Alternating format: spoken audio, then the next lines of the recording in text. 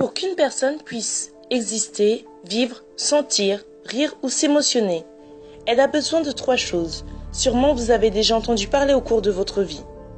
Savez-vous quelles sont ces 3 choses? Et qu'est-ce qui va se passer avec chacune de ces choses après la mort? Soyez très attentifs. D'après les Saintes Écritures, nous sommes composés d'un corps,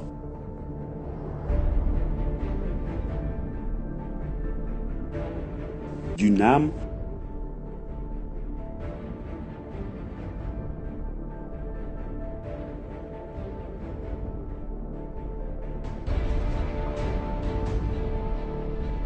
et d'un esprit. Le plus grand problème, c'est que beaucoup de personnes pensent qu'après la mort, tout cela est fini. Mais ce n'est pas tout à fait cela. La parole de Dieu nous dit que notre corps a été formé de la poussière et à la poussière, il retournera.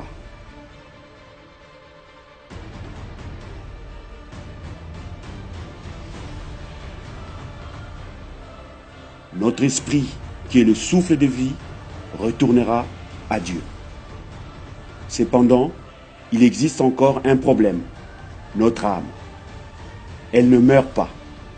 La destination de l'âme dépendra des attitudes et des décisions prises par la personne quand elle était en vie sur la terre. Si pendant toute sa vie, la personne a commis beaucoup d'erreurs, mais a fini par se repentir de ses péchés et a changé ses mauvaises habitudes, son âme sera conduite au ciel. Digo, es justo.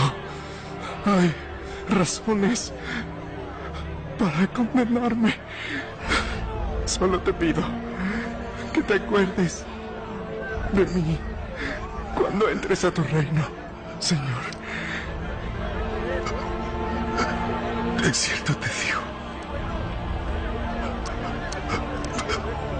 ya estarás conmigo.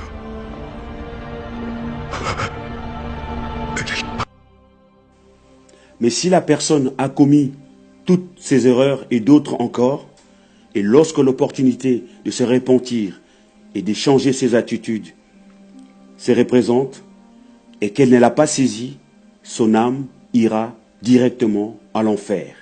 Il n'y aura pas de miséricorde. Avez-vous déjà pris conscience que si vous ne marchez pas avec Jésus, vous irez en enfer? Que si vous vivez dans le péché, vous irez à l'enfer? Peu importe qui vous êtes et quel titre vous avez, l'argent que vous avez à la banque, si vous êtes noir ou blanc, si vous mourrez sans Christ, vous allez en enfer. Votre âme est perdue. Il y a quoi bon à servir de vivre si je l'ai perdu? Raison pour laquelle il est écrit: et que servirait-il à un homme gagner tout le monde s'il perdait son âme? Matthieu 16, 26. À quoi cela servirait-il? Votre âme est éternelle. Votre corps est de la poussière. Et à la poussière, il retournera. Qu'il soit enterré ou qu'il en fasse la crémation ou jeté à la mer, ou etc. Le corps, c'est la chair. L'esprit retourne à Dieu, car c'est lui qui l'a donné. Mais votre âme, non. Vous décidez ici, aujourd'hui, la destination de votre âme. Tant que vous êtes en vie, tant que vous avez une conscience, parce que